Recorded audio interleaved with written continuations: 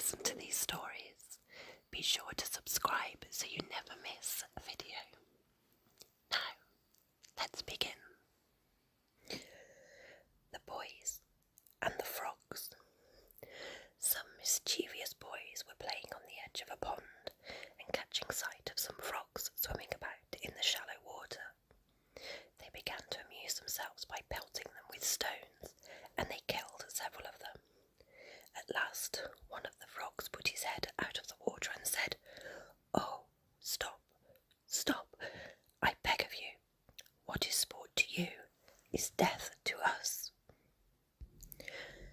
The North Wind and the Sun. A dispute arose between the North Wind and the Sun, each claiming that he was stronger than the other. At last they agreed to try their powers upon a traveller to see which could soonest strip him of his cloak. The North Wind had the first try, and gathering up all his force for the attack, he came whirling furiously down upon the man, and caught up his cloak as though he would wrest it from him by one single effort. But the harder he blew, the more closely the man wrapped it around himself. Then came the turn of the Sun.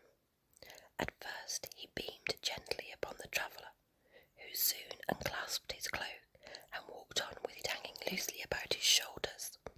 Then he shone forth in his full strength, and the man, before he had gone many steps, was glad to throw his cloak right off and complete his journey more lightly clad.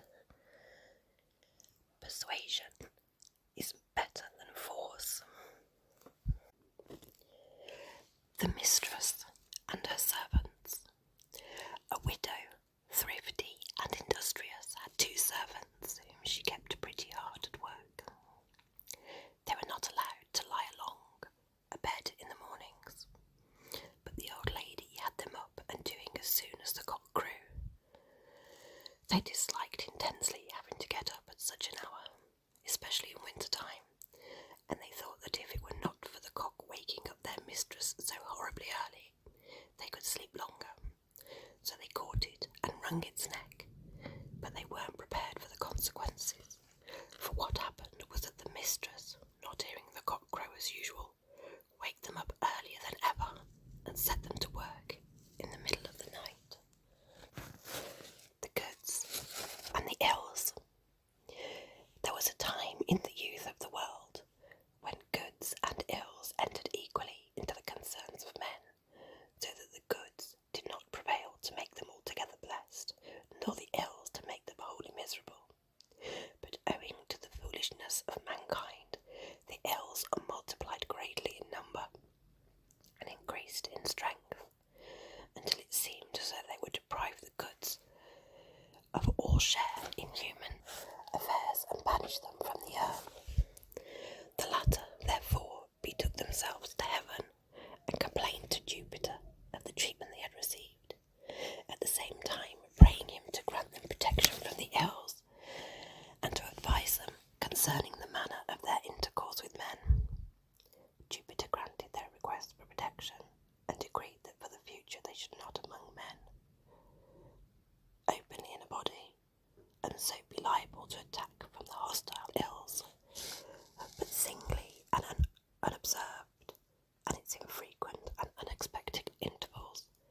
Hence it is that the earth is full of ills, for they come and go as they please and are never far away, while goods, alas, come one by one only, and have to travel all the way from heaven, so that they are seldom seen. The Hares and the Frogs. The hares once gathered together and lamented the unhappiness of their lot, exposed as they were to dangers on all sides, and lacking the strength and the courage to hold their own. Men, dogs, birds, and beasts of prey were all their enemies, and killed and devoured them daily. And sooner than endure such persecution any longer, they one and all determined to end their miserable lives. Thus resolved and desperate, they rushed in a body towards a neighbouring pool, intending to drown themselves. On the bank were sitting a number of hares as they ran, with one accord, had leaped into the water and hid themselves in the depths. Then one of the older hares, who was wiser than the rest, cried out to his companions, "Stop, my friends, take heart. Don't let us destroy ourselves after all. See, here are creatures who are afraid of us, and who must therefore be still more timid than ourselves." The Fox and the Stork. A fox invited a stork to dinner, at which the only fare provided was a large flat dish of soup. The fox lapped it up with great relish, but the stork, with her long bill, tried in vain to partake of the savoury broth. Her evident distress caused the sly fox much amusement, but not long after, the stork invited him in turn, and set before him a pitcher with a long and narrow neck, into which she could get her bill with ease. Thus, while she enjoyed her dinner, the fox sat by, hungry and helpless, for it was impossible for him to reach the tempting contents of the vessel. The wolf in sheep's clothing. A wolf resolved to disguise himself in order that he might prey upon a flock of sheep without fear of detection. So he clothed himself in a sheepskin and slipped among the sheep when they were out at pasture. He completely deceived the shepherd, and when the flock was penned for the night, he was shut in with the rest. But that very night, as it happened, the shepherd, requiring a supply of mutton for the table, laid hands on the wolf in mistake for a sheep, and killed him with his knife on the spot. The Stag in the Ox-Stall. A stag, chased from his lair by the hounds, took refuge in a farmyard, and entering a stable where a number of oxen were stalled, thrust himself under a pile of hay in a vacant stall, where he lay concealed, all but the tips of his horns. Presently, one of the oxen said to him, "What has induced you to come in here? Aren't you aware of the risks you are running of being captured by the herdsman?" To which he replied, "Pray let me stay for the present. When night comes, I shall easily escape under the cover of the dark." In the course of the afternoon, more than one of the farmhands came in to attend to the wants of the cattle, but not one of them noticed the presence of the stag, who accordingly began to congratulate himself on his escape and to express his gratitude to the oxen. "We wish you well," said the one who had spoken before, "but you are not out of danger yet. If the master comes, you will certainly be found out, for nothing ever escapes his keen eyes." Presently, sure enough, in he came, and made a great to-do about the way the oxen were kept. "The beasts are starving," he cried. "Here, give them more hay, and put plenty of litter under them." As he spoke, he seized an armful himself from the pile where the stag lay concealed, and at once detected him. Calling his men, he had him seized at once and killed for the table. The Milkmaid and Her Pail. A farmer's daughter had been out to milk the cows and was returning to the dairy carrying her pail of milk upon her head. As she walked along, she fell a musing after this fashion: "The milk in this pail will provide me with cream, which I will make into butter and take to market to sell. With the money I will buy a number of eggs, and these, when hatched, will produce chickens, and by I shall have quite a large poultry yard. Then I shall sell some of my fowls, and with the money which they will bring in I will buy myself a new gown, which I shall wear when I go to the fair, and all the young fellows will admire it and come and make love to me. But I shall toss my head and have nothing to say to them, forgetting all about the pail."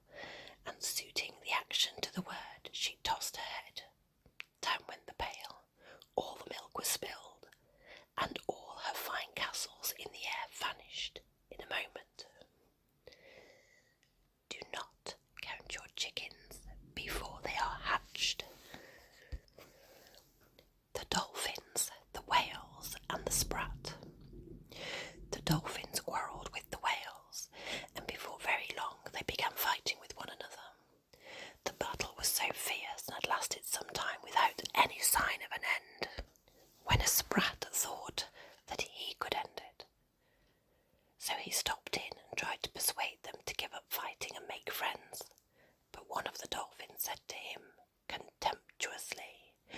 I'd rather go on fighting till we're all killed than be reconciled by a sprat like you. The Fox and the Monkey. A fox and a monkey were on the road together and fell into a dispute as to which of the two was the better born. They kept it up for some time till they came to a place where the road passed through a cemetery full of monuments, when the monkey stopped and looked about him and gave a great sigh. "Why do you sigh?" said the fox. The monkey pointed to the tombs and replied, "All the monuments that you see here were put up in honour of my forefathers, who in their day were eminent men." The fox was speechless for a moment, but quickly recovering, he said, "Oh, don't stop at any lie, sir. You're quite safe. I'm sure none of your ancestors will rise up and expose you." Boasters brag most when they cannot be detected. The Ass and the Lapdog. There was once a man who had an ass and a lapdog. The ass was housed in the stable with plenty of oats and hay to eat, and was all well off as an ass could be. The little dog was made a great pet of by his master, who fondled him and often let him lie in his lap. And if he went out to dinner, he would bring back a tidbit or two to give to him when he ran to meet him on his return. The ass had, it is true, a good deal of work to do, carting or grinding the corn or carrying the burdens of the family. And ere long he became very jealous, contrasting his own life of labour with the ease and idleness of the lapdog. At last, one day he broke his halter, and frisking into the house just as his master sat down for dinner, he pranced and capered about, mimicking the frolics of the little favourite, upsetting the table and smashing the crockery with his clumsy efforts. Not content with that, he even tried to jump on the master's lap, as he had so often seen the dog do. At that, the servants, seeing the danger their master was in, beat the silly ass with sticks and drove him back to his stable half dead with his beating. "Alas," he cried, "all this I have brought on myself. Why could I not be satisfied with my natural and honourable position without wishing to imitate the ridiculous antics of that useless little lapdog?" The Fir Tree and the Bramble. A fir tree was boasting to a bramble and said somewhat contemptuously, "You poor creature, you are of no use whatever. Now look at me. I am useful for all sorts of things, particularly when men build houses. They cannot do without me then." But the bramble replied, "Ah, that's all very well, but you wait till they come with axes and saws to cut you down, and then you'll wish you were a bramble and not a fir. Better poverty without a care than wealth with its many obligations." The Frog's complaint against the sun. Once upon a time the sun was about to take to himself a wife. The frogs, in terror, all raised their voices to the skies, and Jupiter, disturbed by the noise, asked them what they were croaking about. They replied, "The sun is bad enough, even while he is single, drying up our marshes with his heat as he does. But what will become of us if he marries and begets other sons?" The Dog, the Cock, and the Fox. A dog and a cock became great friends and agreed to travel together. At nightfall the cock flew up into the branches of a tree to roost, while the dog curled himself up inside the trunk, which was hollow. At break of day the cock woke up and crew as usual. A fox heard, and wishing to make breakfast of him, came and stood under the tree and begged him to come down. "I should so like," said he, "to make the acquaintance of one who has such a beautiful voice." The cock replied, "Would you just wake my porter who sleeps at the foot of the tree?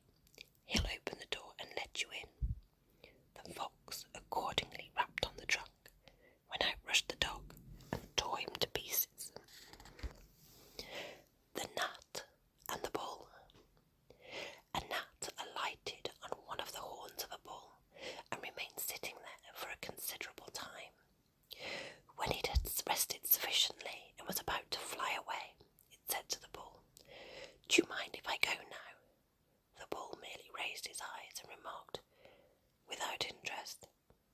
It's all one to me.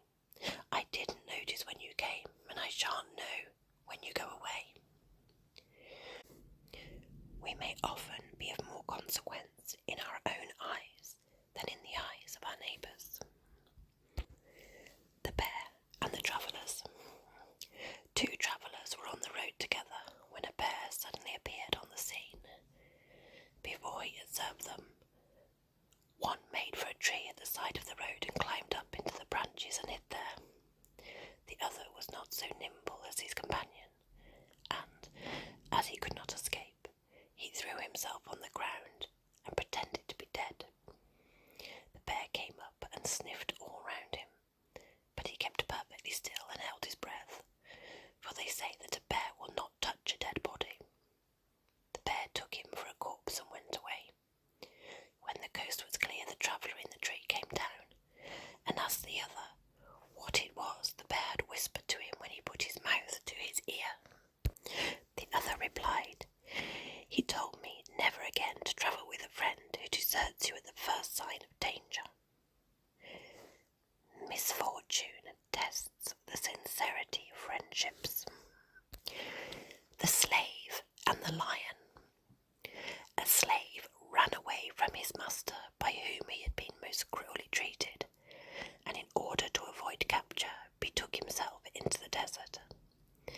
As he wandered about in search of food and shelter, he came to a cave, which he entered and found to be unoccupied. Really, however, it was a lion's den, and almost immediately, to the horror of the wretched fugitive, the lion himself appeared. The man gave himself up for lost, but to his utter astonishment, the lion, instead of springing upon him and devouring him, came and fawned upon him, at the same time whining and lifting up his paw. Observing it to be much swollen and inflamed, he examined it and found a large thorn embedded in the ball of the foot. He accordingly removed it and dressed the wound as well as he could, and in course of time it healed up completely. The lion's gratitude was unbounded. He looked upon the man as his friend, and they shared the cave for some time together. A day came, however, when the slave began to long for the society of his fellow men, and had bade farewell to the lion, and returned to the town. Here he was presently recognised and carried off in chains in his former master, who resolved to make an example of him and ordered that he should be thrown to the beasts at the next public spectacle in the theatre. On the fatal day, the beasts were loosed into the arena, and among the rest a lion of huge bulk and ferocious aspect, and then the wretched slave was cast in among them. What was the amazement of the spectators, when the lion, after one glance, bounded up to him and lay down at his feet, with every expression of affection and delight.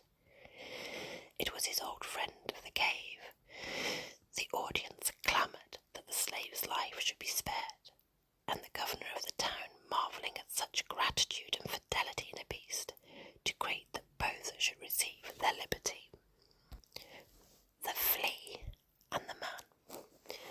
A flea bit a man, and bit him again and again, till he could not stand it no longer, but made a thorough search for it, and at last succeeded in catching it.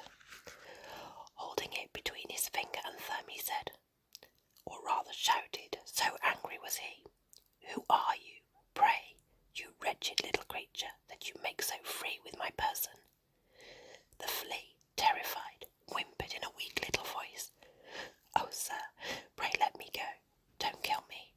I am such a little thing that I can't do you any harm." But the man laughed and said, "I am going to kill you now at once. Whatever is bad has got to be destroyed, no matter how slight the harm it does. Do not waste your pity on a scamp." The Bee and Jupiter.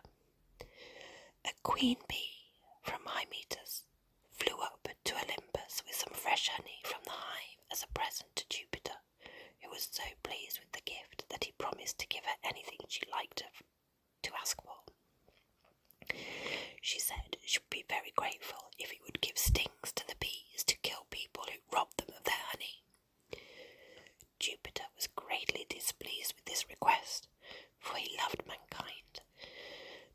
had given his word, so he said that stings they should have. The stings he gave them, however, were of such kind that whenever a bee stings a man, the sting is left in the wound and the bee dies. Evil wishes, like fowls, come home to roost. The oak and the reeds. An oak that grew on the bank of a river was uprooted by a severe gale of wind and thrown across the stream.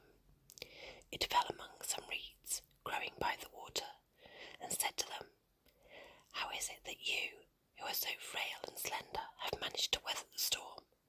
Whereas